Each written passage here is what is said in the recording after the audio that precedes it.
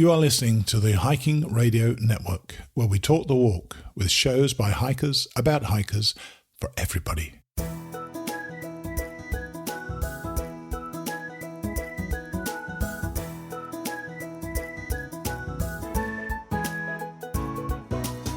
Mighty Blue on the Appalachian Trail, the ultimate midlife crisis. Join Steve and his guests every week as he staggers from Georgia to Maine.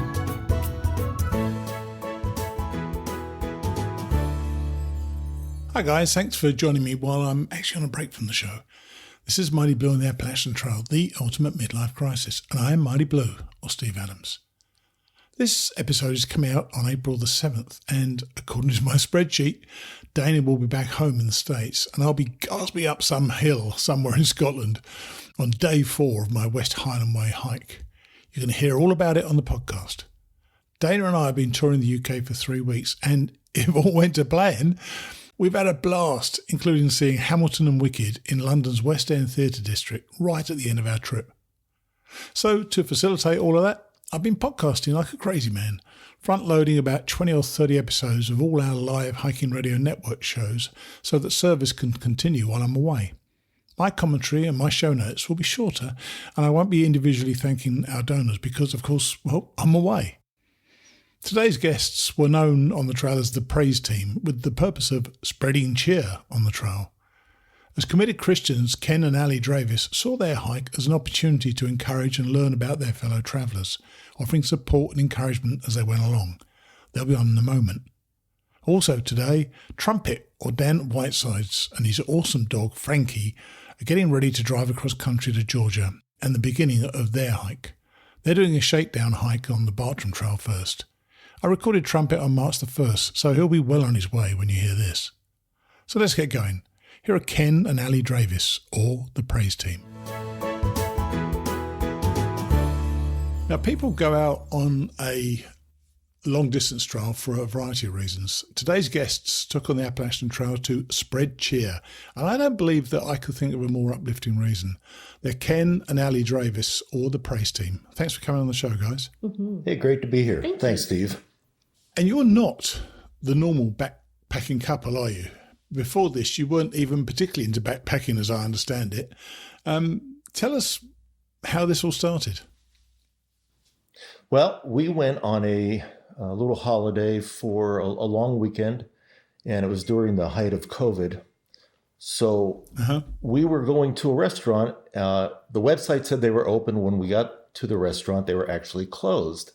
And being somewhat frustrated with the whole, pandemic around the world going on, there was a trail right across the street from this restaurant, and we saw a sign that said Appalachian Trail. And I was like, oh, when I was a kid, I had walked on the AT a little bit, so I at least knew what it was. So instead of going to brunch, Allie and I got out of the car, and we walked to the Washington National Monument, not the real one in D.C. The original. Right. Yes. But this is in Boonesboro, Maryland. And we walked to that, and that was our very first steps together on the AT.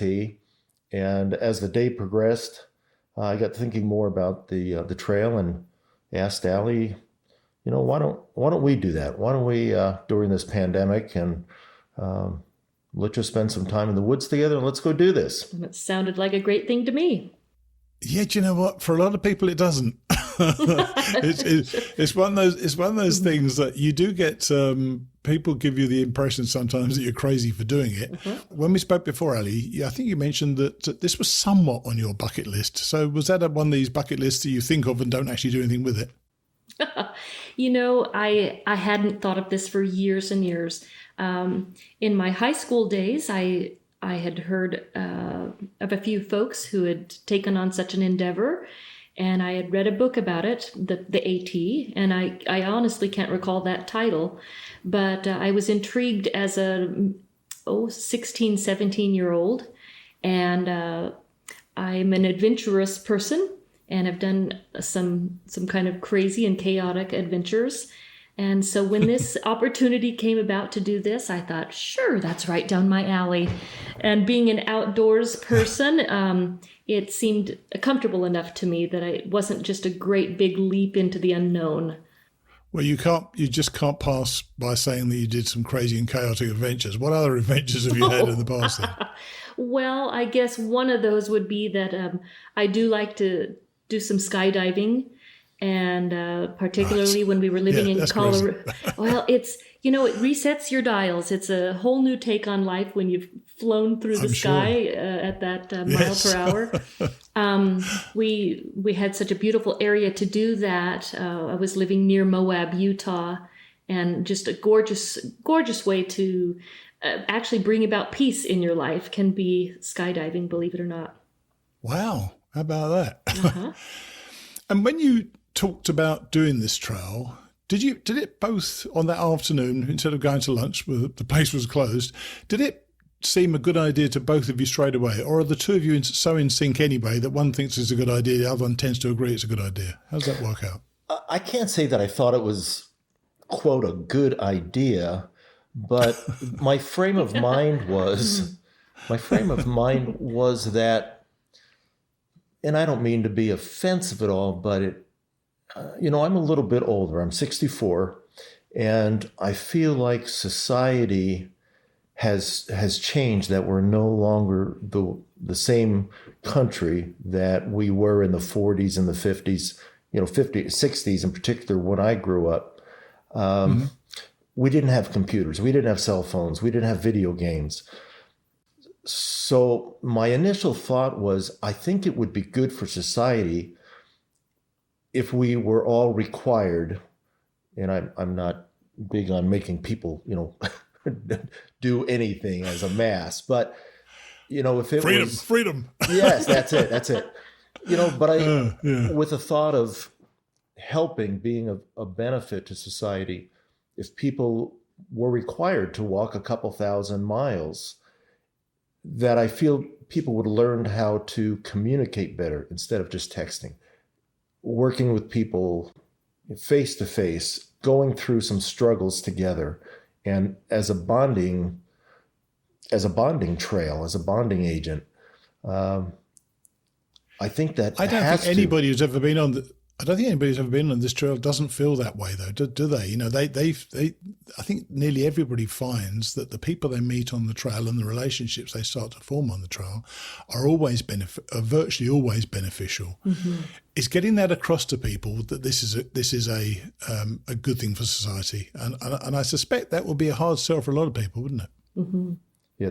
So that was my thought. If we could get society as a whole to be immersed in that kind of a trek, it couldn't help but all it could do was increase communication skills and being hands-on with one another and helping each other. Yeah, you see a lot of that out there. And so how do you do this then? I know those of us who've done this, we all have to do this. You walked out of your existing lives and into something almost completely alien to you. What was it like for you to do that? Or was it just an adventure into the unknown you were prepared to take on?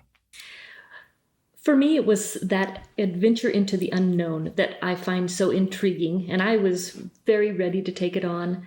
I felt that I'd lost a lot of grit in my life. And rather than complaining about it or wishing the world in general had more grit, I thought I would develop mine. And so it just seemed not only exciting, but healthy. Do you think you imparted grit on others when you were out there? Because I know that the thing that you said, and as I introduced you about spreading, good feelings and so on, did you find yourself welcomed at shelters with this sort of message? Because I know you were trying to spread cheer around. Very true. I would say that the trying to grow strength into my own life, I was just keeping that more personalized. It was true, just the joy and the cheer that we're trying to help incorporate that into others' lives, not just on the trails, but in the trail towns that we encountered. So that grit that I keep coming back to, that was just a personal endeavor, not something that I felt so much called to instill in other people's values or lives. And was your thought process somewhat similar than Ken? Yes, I was just thinking that we're both professional musicians. We've been around, a lot of people, obviously, when we perform. So I think just with our personalities, we would rather be around people that are upbeat, that are go-getters. And I think to go out on this trail and to accomplish it, you'd have to be a go-getter. Yeah. I've done quite a bit of traveling. I've done a lot of different things in my life. I'm never in a rut. Trust me with that one. So as Allie said, what's next around the bend? It's the excitement of what's coming up that felt really lucrative in this adventure. And funny enough, as soon as you said that, what's next around the bend, that was one of the things that I always found so fascinating about the trail myself. When I was walking down, I could see the path turn a little. And I often thought to myself, now, is there a bear around there? This was early on, by the way. What on earth could be around there? And sometimes you go around the corner and there is a bear there. and that itself, is sort of be careful what you wish for. But it's that unknowing of what is around the corner, I think, makes the trail so attractive for over quite a long period of time. And I know you guys were out there for even longer than I was, but we'll come back to that in a minute. Now, you're the praise team, so you need to explain that. And who named you, or did you name yourselves? In all honesty, I did know a little bit about trail names and how people got them. You want to stay away from the guy that his trail name falls on other people. That's kind of right. Yeah.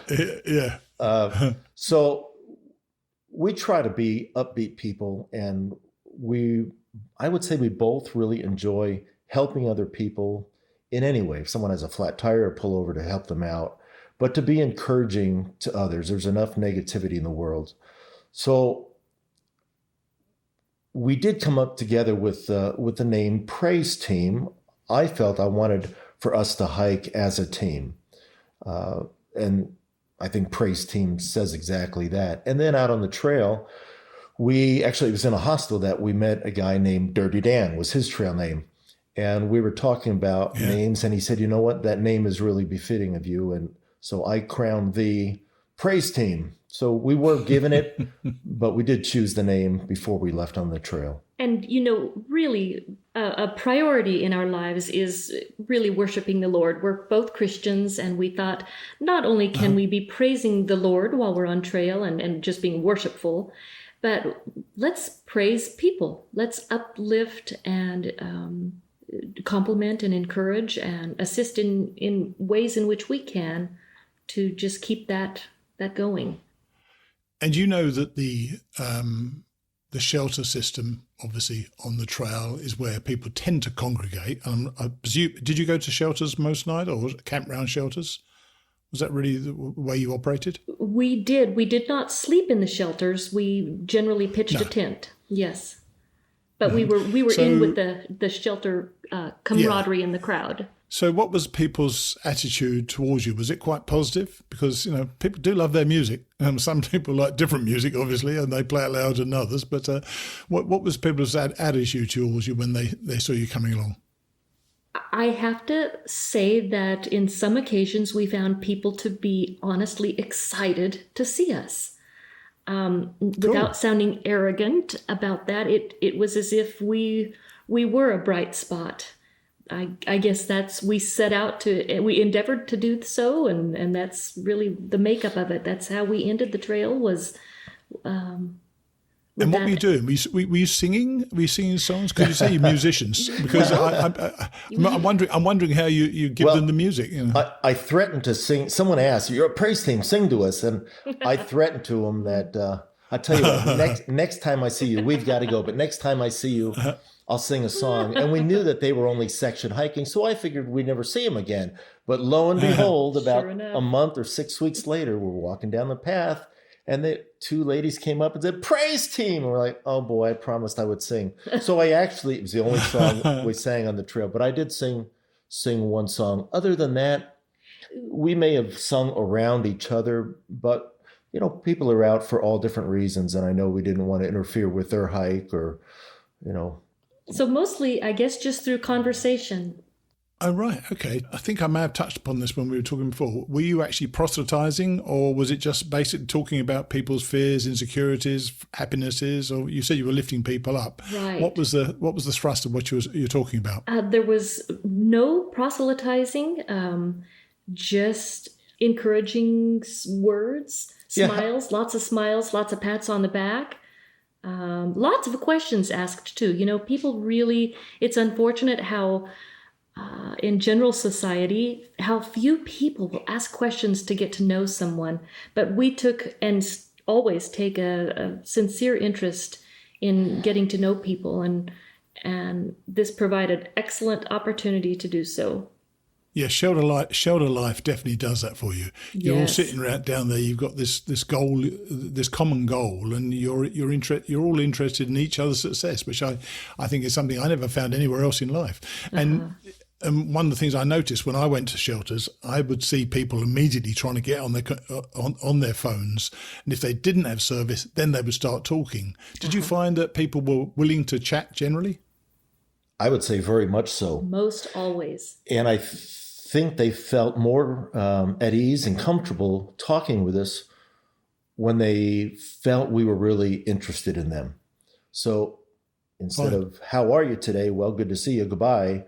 How are you today? And if they said, oh, I really twisted my foot yesterday. Well, what's going on? Is there swelling? Do you need some ibuprofen? How can we help? And nice. I think that opened up their heart to us, basically, to know that we were sincere and cared about them as fellow hikers and as humans. Mm-hmm. And before you headed out there, you had to put all your gear together. Did you go down the YouTube rabbit hole to get your gear, or did you pretty much know what you needed from experience of hiking in the past? Because you told me you didn't do that much hiking before. True. We did very, very little hiking. We didn't even own backpacks. Oh, right. So this really had to start from the beginning then. I have to say, we kept it simple. We watched a few videos of other hikers and their shakedowns, found that to each his own, everyone has such a different idea. And I think we actually found it fairly easy to put our packs together, although they were heavy. We didn't feel in a rut, and we didn't overcomplicate it, I guess. And how did family and friends react to you doing this? Because I presume this is something you don't normally do. And if that is the case, was there a good reaction, or were they positive, or do they know you as positive people and thinking, well, yeah, that's just what they do? I think that was a lot of it. When we told them, it's like, there they go again. And because we, individually, we're newlyweds, by the way. We celebrated our first wedding anniversary on the trail. Well, thank you. Oh, wow. So, but individually, we've done quite a bit. So I think for our friends and family to hear that we were going to take on an adventure like this, I think I would say 70% is my guess, that they were sincerely positive and encouraging. But I do think for us, and probably for other hikers, when you make that announcement that you're going to take on this type of journey, that there's a part of them that they may not vocalize it, but they have serious doubts. Sure. There's a gentleman in Western Colorado. He's a little older than I am, but he's an avid outdoorsman, hikes, bikes, motorcycles all over the U.S. and in Europe, I believe, too. So we told him, and it was a very cautious, his response was, that'll be a great thing, a great accomplishment when you actually complete it. And I felt that was very honest, because he didn't try to, blow smoke that, oh, that's wonderful and you guys will do it and it's great. He was cautiously saying, well, if you complete it, that's quite a feat, because he understood it. And as time went on, I found other people were less and less interested, and certainly not cheering us on as much as this one outdoorsman. He genuinely knew what it would take to do this. And the further along Sure. we went, we would hear from them and say, you know what? You guys have really impressed me. That is a tough thing that you're doing. I know it. And good for you. Keep up the good work. Well, that, funny enough, leads me entirely through to my next question and it was one of the, probably the most surprising thing that you said when we spoke about this the other day. You said that you never actually doubted that you could finish. And most of us who go out there, it's almost an unrealistic goal to think of finishing 2,000 miles ahead. What was that for you? What was the mindset that allows you to think to yourself, well, we're both going to do this?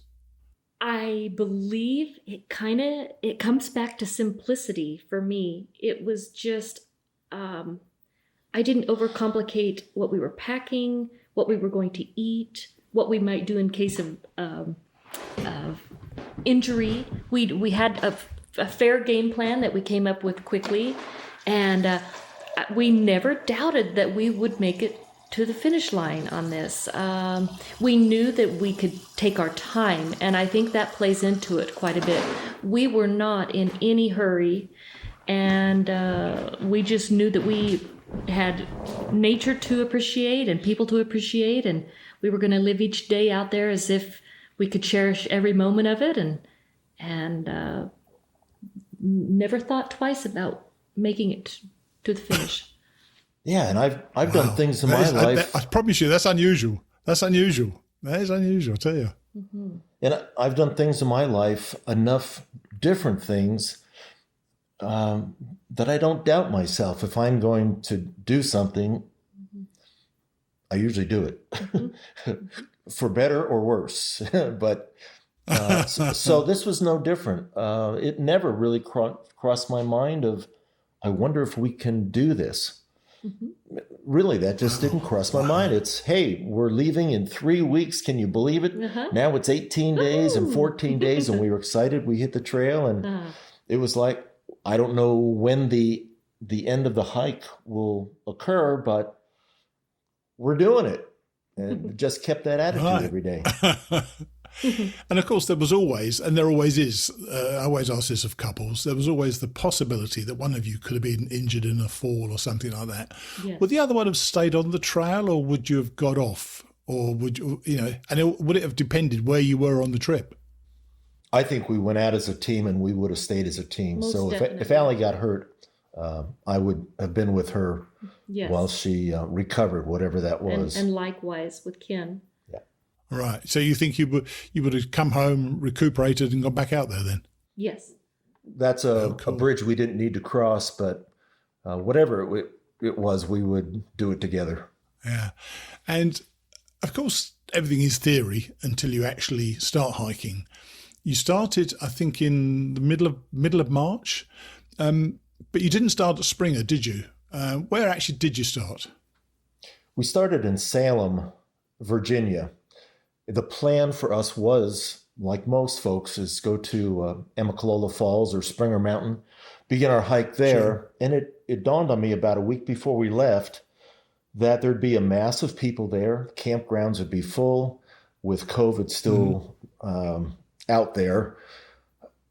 And part of our goal was to spend this time together alone. And that would be the last thing that we'd be doing if we started in the mass of people. So Salem, or near Roanoke, Virginia, is closer to our home in West Virginia. Why don't we just start 1/3 of the way up? We're still starting in difficult terrain, and we'll hike north. The bubble will dissipate or pass us, and then we'll come back to Roanoke and go south for a lot of reasons. We didn't have to rush to Katahdin. We would miss the big heat of the summer in New York and Pennsylvania, New Jersey. Sure. And hiking south, we would be hiking the Great Colors through the Smoky Mountains. So for a lot of reasons, it made really good sense. And our first day on trail, we were at mile marker 710.5. So our first day on, we were able to hike, however you want to pronounce it, McAfee Knob, which is one of the trail highlights. So it was truly a stunning way to start the hike. So you had a first day highlight. How about that? Not many people do that. So you took you took a McAfee Knob and Tinker Cliffs all the way to Daleville. That's a 24 or 25 mile trip. So you did that in 2 or 3 days, I presume. Did you was the reality of getting out there, was it as you'd imagine it would be, or was it more viscerally tricky for you? The biggest surprise to me initially was, and this had crossed my mind, was the distance of the trail. So, for instance, to drive from one end to the other is about 1,400 miles. If that's the case, why is the Appalachian Trail almost 2,200 miles? And it was in Virginia. I found out why. Because the trail goes right, left, up, down, north, south, east, west. And what they did is they... anywhere but straight. Anywhere but straight. Right. Yeah. They grabbed a 3-year-old, stuck him in the woods and chased him. And wherever that kid ran, that's where they put the trail. So it's all over the place. But that was the biggest surprise to me. And I was most, I guess, surprise is not the word, but taken back by the lack of trail in sections up north. That was something I wasn't expecting. I figured that the trail would be better marked. And of course, it couldn't be in some of the more rocky places. And it felt more like an obstacle course for hundreds of the northern miles than it did a trail, with some of the climbing. And was that a surprise to you, though? Because, New Hampshire and Maine is different. There's no question. It's so different, isn't it? I think it was a surprise to us because we hadn't seen any other accounts from any other hikers of that area. So I guess we thought we'd just be on a little trail, just winding its innocent way through the through the woods and the rocks, and so that came as a surprise to us. I think maybe because we hadn't researched that as well. Or there is a number. I think in many ways Sorry, I was going to say, I think in many ways that's a benefit, not knowing what it's going to be like sometimes. Had I known how difficult it was going to be, I don't think I would have done it in the first place, to be honest with you. And so that ignorance was actually bliss in my particular case. But did you feel the same way, or did you just want to take on the adventure as it came and just cope with it as you coped with it? Well, I know that people do it. So I think what my surprise in that area is, we saw a number of videos and read a number of books that it was just, ooh, the White Mountains of New Hampshire. Ooh, well, what does that mean? Do they swallow you up, or what is it? So, I knew it was going to be tough, but I didn't know how tough it was going to be. What about the trail in that area was going to be difficult? And part of that is your pace. For us, it about cut our daily mileage about in half. And it was okay. We heard people saying how tough the notch, Mahusik Notch, yeah. Yeah, how tough it was. Yeah, that's right, yeah. That was one of the most enjoyable things on the whole trail for us. I agree. I agree. It wasn't that tough at all. Take your time and enjoy it. But if you're trying to make 8 miles a day through that section, it's going to be frustrating, and you may get hurt, but... And I think that had we known some of those surprises, those encounters that we have on trail, had we known ahead of time, I don't think that would have really played much into us doing things any differently. I think we were ready for the challenge, whatever it may be. And you got to Katahdin. You actually took 6 months to get to Katahdin from mile 710, didn't you? Yes. What did it feel like to summit Katahdin, knowing you still had 710 miles to go, in fact? You started at mile 710. Well, there was a surprise. And no one ever really spelled it out of any of the videos we watched or the books we read. Climbing Mount Katahdin, I'm sorry, it's not a trail. It's a rock climbing adventure. So it was great. Don't get me wrong. We loved it, but it is not. Loved it. It is not a trail. So that was a surprise. It was glorious at the top. Yes. The weather was not a pristine, beautiful blue sky, sunny day. Far from it. But that didn't. I don't think that played into it all. We had a great time, a great climb, and the climb back down. We came down Abel Trail, back to the Able campground, not the Able Bridge, but the Able campground. Sure. So Yeah, I know what you mean. so the Hunt Trail up, the Able Trail down, and they're both challenging in a fun way. So they were great.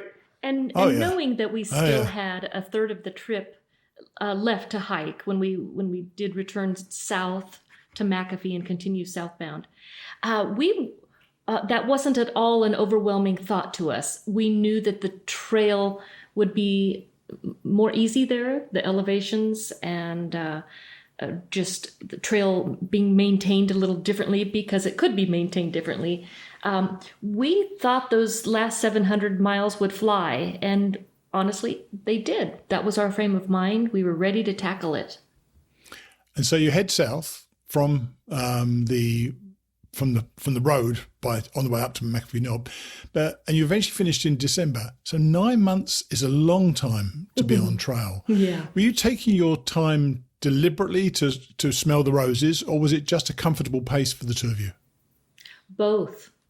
I love mushrooms and flowers and salamanders and all of that. We did a lot of just little connecting with nature, which we do whether we're on trail or not. And so if we saw a museum or heard of a museum upcoming in a town, we would take the time to visit it if it was something of interest. And so we were able to incorporate into our adventure even, maybe more in town than some people do. Yeah, some people definitely race. There's no question about it. So not racing is a benefit. But of course, 9 months is a heck of a long time for any couple to be living in a tent and out of a backpack. Did your relationship go through any issues at all? Because you're literally with each other 24 hours a day, aren't you? How was that? Because that is more than most people do. So there were some rough spots. But I think even a day in and day out with somebody, there can be rough spots. Cool. I think with the challenges and the miles and the terrain and the weather, I feel by far it has brought us closer. I think it's probably the best thing we could have ever done. I do too. Highly recommended, actually. I'm not going to say that it was easy. We had, it was difficult enough on 4 occasions. I can actually say we had 4 pretty good fights. But being That's that not bad in 9 months. Not bad. Pretty good in 9 months, I would think. Yeah. They were doozies, I'll tell you that, though. And we were able to mend that, same day. Learned a lot about one another and our communication styles. And continued on as a team. And you finished, I presume you finished up that, as I always call it, that scrubby little path up Springer Mountain. How did you feel? I know everybody who does a southbound hike just loves it, thinks it's fantastic. What was your feeling when it was over? Were you feeling happy it was over? Were you feeling sad that it was over? I would say the trail aside, it wasn't that it's not that I wanted to quit, but I probably said 2 weeks before we got to Springer, and now we're really closing in, I said, I've had enough. I'm not a career hiker, and that I had enough didn't mean I wanted to quit, but there's other things that I wanted to do back at home. We're about to break ground on a new recording studio for us. So there's other things that I wanted to do. I'm also a pilot. I'm back to flying. There's other things. Allie wants to become more involved with teaching violin and maybe getting involved with an orchestra again. These types of things that we weren't able to do on trail. So it's like this was an amazing, amazing experience. We've learned a lot. We've seen so much. We've grown closer. And let's press forward in life. Let's get this trail done in a couple of weeks. Let's get home and just keep moving. Yeah. I think a lot of people want it to be over at the end. I was exhausted when I finished, so both times. So I was glad it was over both times. We can relate to the feeling of exhaustion. It truly is. For us, it was just a gradual sapping of our strength, and there wasn't much left to give. But I have to say, for me, I was a little melancholy about it all wrapping up. As I was. well, it's a sacred place. And it was a wonderful place to spend 9 months. It was hard. When we summited Springer, I was, of course, very excited that we had accomplished it. And not that I guessed that what do I want to say? I knew we would accomplish it. But it was an exciting thing to say, hey, it's official. And since returning, though, I know that we both left a part of our heart somewhere along that great Appalachian Trail. And it certainly is a simple part of your life, isn't it? It is. It makes, Yes. in essence, it's incredibly simple. If you fall over, you have to get up again. You've got no option. Yes. Sitting on the trail and just crying about it doesn't help anybody. Mm-hmm. You just have to get up and get on with it. And just carrying all your stuff on your back, it's a wonderful feeling. For me, it was a wonderful feeling. And that simplicity is something I've lost since I've come back home. Mm-hmm. Yeah, we've thought the same. How can we continue to live, at least in some basic sense, with the same mindset? And we've done that in a few areas. One of those being the food that we actually bring into the house. We're keeping it very minimalistic. We're bringing in what we need for a few meals, and really appreciating immensely what is in the refrigerator and the pantry cupboard, not overdoing it and supplying for the next 2 years. It's nonsense. And we've not just Snickers and peanut butter then.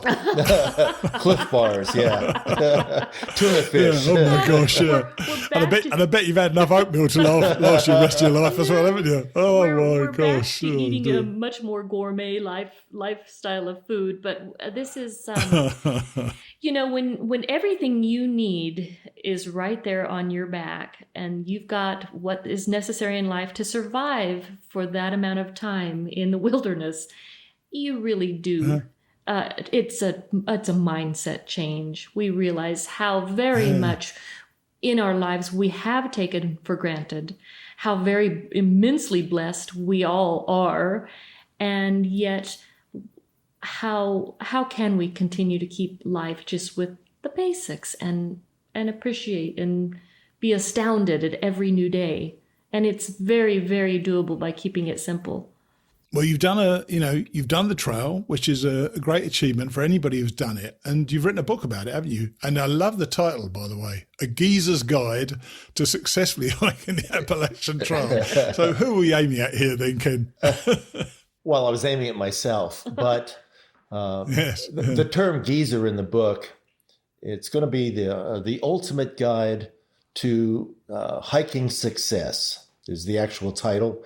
And it should be out on Amazon in about 30 days. So by the middle of March or so, it should be out end of March. And you're looking at geezers as being people. Yeah, geezers is anyone other than the 20-year-olds running the trail with an 18-pound pack on. So, and the book tells you right off the bat, it's totally tongue-in-cheek, the term geezer, because anybody that even attempts to get out there and walk any sense of some serious miles is anything but a geezer. So I wrote the book because I felt there was a lot of things that we didn't know up front. And the book, I really believe, will help those that are looking into hiking the trail, and especially if they're over, 40 and up. I think there's some good tips in there that will honestly be useful. And I didn't want to write just a book about our experience, but to find a way to help others successfully hike the AT. Well, if there was one piece of information you could offer somebody, I'm putting you on the spot here a bit, but what would be your top tip then for success hiking the trail? Mine would be cherish each moment.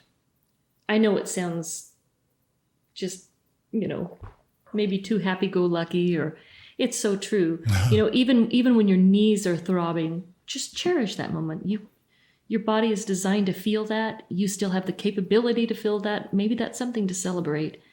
When you're down in the mud and you've got somebody stopping to help clean you up, maybe you've made a new friend.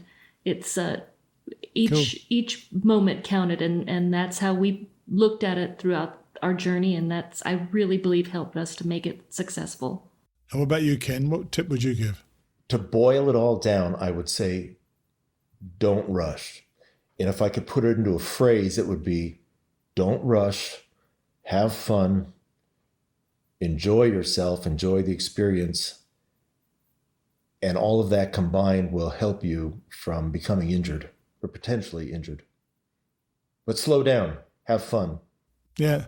So where's my biggest piece of advice, especially at the beginning, to slow down. Let yourself get into the hike and get into the rhythm of the hike. Well, look, I appreciate you coming on the show. We've had a few technical snafus this morning, so I apologise for that. What I'm going to do actually is put this episode out when your book is released, because I'm front loading these, so I can then have the link to the book in the show notes as well. Wonderful. And so if people are interested, they can get it. But I appreciate you coming on the show, and hopefully we'll speak again soon. Okay. Thank you, Steve. Cheers then. Bye. There are a couple of thoughtful, sometimes almost introspective people, and what a positive way to approach your fellow travellers. Much like Ken Good last week, Ken and Allie were keen to enhance the hikes of others, not just their own. Unfortunately, with the time constraints in getting these shows out, Ken doesn't have the link to his book yet. I'll let you all know about it when I return. Now, a very laid-back Trumpet. Here's Dan Whitesides. So we're back on with Dan, or Trumpet, still one of the best names that we've heard so far. And you, when we last spoke, you were going in on the 2nd of April, I believed it was, and it's now the 1st of March, so you're a month away. So how are your preparations coming on now? They're going good. Finally got FrankE's enormous amount of dog food and been training with the backpack with me and him every day. Oh, really? Is he, how much do you have to carry then? So he doesn't carry that much. You're not supposed to do more than like 10 or 15% of his body weight. He's 65 pounds. I think the most he'll carry is like 10 pounds on the first day out. And then every day I'll take his treats out. I'll put them in my pocket. And I'm also carrying an extra 2 pounds of stuff for him. Oh, really? Is he quite a hungry dog? Because he's a big old dog, isn't he? He's quite a big dog. Yeah. Well, he's big, and he gets hiker hunger just the same way I get it. So I carry a jar of peanut butter for me and a jar of peanut butter for him. So what are the logistics now? Have you made any change to your plans, or are you pretty much on course with where you said you'd be? Yeah, pretty much on course. A little bit changed, and we're heading back to Georgia early. This is like my second to last day in Colorado, and I'm going to do a shakedown hike on the Bartram Trail. So nice. The Georgia section is like 35 miles. So I'm going to do the out and back 70 total. Cause I didn't do that for the Colorado Trail, and I deeply regretted it. Why? Because my backpack sucked and my food system was awful, and olive oil exploded in my backpack. And that was a winner. It was just like a bad decision. So I'm going to actually figure out what I'm doing before I start this time. So where do you start? Where's the Bartram Trail start then? It's like northern Georgia. Honestly, probably like if here's the AT, it probably starts just a couple, like 100 miles or so east. So you'll feel the same sort of weather? Is it the same sort of topography as well? I think so. That's like one of the big reasons. It'll give me a really good kind of feel for what the temperature is going to be like. Do I need to bring a sleeping bag liner? And are you preparing for bad weather? Because starting in April, you should be okay. Although I have had snow in the Smokies in April. So you can't be too cavalier about that, can you? I just don't like being wet. So I've got a rain kilt, rain mitts, a jacket, umbrella, and I have a rain jacket for FrankE as well, because I don't want to deal with wet dog in the tent. Oh, I'm sure, yeah. So how are you going to get to Colorado? Are you driving there, I presume, or you're not flying, are you? I'm going to be driving. You're going to drive from Colorado to Georgia? What's he like as a passenger? It's, it's boring. I mean, I've done the drive about 8 times now. So it's just like you get through Kansas, which is 7 hours of boring, and then you sleep for the night, and then you do the next day. Have you done that with a dog? Oh, yeah. Yeah. Oh, right. Okay. So. he does pretty well in the car, and I stop a lot to let him out, and we make It's do. funny. One of the observations I made when I was on the trail was of dogs, particularly. Of course, they can't speak; they don't know what's going on, and so he has no idea that on that first day you're just heading out. Do you think he gets into the rhythm and understanding of what the hike is pretty early on? That's funny you say that. I thought about that a lot. The last week leading up to the Colorado Trail, I'd be like, buddy, like I know we're lazy right now, but we're going to have so much hiking soon. But he really gets into it. FrankE really gets into hiking mode. I have to actually tap streams and force him to come back and drink water, or he will not drink water all day. You said you would have finished it. He would have finished it faster than you. So, but I don't have a dog, so I don't know. So do you have to be, you obviously have to be mindful of how the dog is. You can observe if he's too tired, or does a dog just keep going? I mean, would they keep going if you wanted to? That's the thing. That is the thing with dogs. You really have to monitor. It depends on the temperature. FrankE's a husky, so obviously he gets hot pretty quick. I try to submerge him in every body of water I see, but with FrankE, at least, you can kind of tell by his tail, he's got that husky curl, and the more it goes down, the less energy he has. So if his tail is down, he's tired, but if it's all the way up, even if we're at 30 miles, he's happy to go. Right. And when you are on the trail, are you going to, because I know I had this once where somebody slept in the shelter with their dogs, which wasn't terribly friendly to people around. Are you going to tend to be in your own shelter yourself most of the time? In other words, in your tent? Mm-hmm. Yeah, I'm really not planning on staying in any of the shelters. Number one, just bears in general. Don't want to camp where other people are camping. But FrankE, he feels most comfortable when he's kind of in a confined space when we're sleeping, so he doesn't have the need to run around. So I would never bring him into a shelter, because it would be annoying to other people, and I think FrankE would not enjoy it. Right. Have you got an alarm going off or something? Sorry, I'm at my friend's house, and he has it's okay. Birds. No worries. So have you checked into hostels? Because I'm not sure they all take dogs. Or do you know the hostels that do and the hostels that don't? I've done a little bit of research for my resupply on which hostels allow dogs and which don't. Most of them are pretty dog friendly. And, worst comes to worst, I'll just call another place. It's the beauty of the AT and the East Coast. There's plenty of civilization around. Sure. Well, sometimes. Yeah, compared to the Colorado Trail, I guess. Civilization is a relative thing sometimes, but you're right. Yeah. But look, I'm excited for you, because you seem to have this thing with your dog that is very. You've seemed very together when we spoke before, so I'm really looking forward to see how that actually works in practice. Unfortunately, I'm not going to be able to speak to you again after the Bartram Trail, so I would love to have known how that went. So when are you actually starting the Bartram Trail? I want to start it by the 12th, like the 12th or 13th, because I want to take it at least like 5 to 7 days to do it, and I want to be able to get all my resupply boxes together. I have about 120 pounds of dehydrated dog food that I need to put into bags. Wow. Good luck with that. You better start now, mate. I tell you. It takes a while. The reason I say I won't be able to speak to you, because I'm leaving on the March the 10th to go to the UK. I then hike in Scotland for 2 weeks. I don't get back to the middle of April. So when I contact you next, you would have been on the trail for a couple of weeks. So I'm really looking forward to seeing how you get on. I wish you the best. Firstly, I wish you the best of a journey from Colorado to Georgia in a car with a dog. But apart from that, I obviously wish you the best on the trail, and I hope you just enjoy it, and I hope the dog enjoys it. That's most important, to be honest with you. And I hope you have a great time. But we will speak when I get back, okay? Thank you. Yeah, sounds great. Okay, Dan. Well, take it easy, and we'll speak eventually. All right? As I say, he's a pretty mellow guy, isn't he? He seems to be doing all the right stuff with his dog, and I'm sure they'll have a great experience out there. I still wouldn't fancy driving across the country with a bloody great husky in the car, I've got to tell you. So we're done again. Next week, Tracy Gallion or Reroute will be here. Until then, have a great week.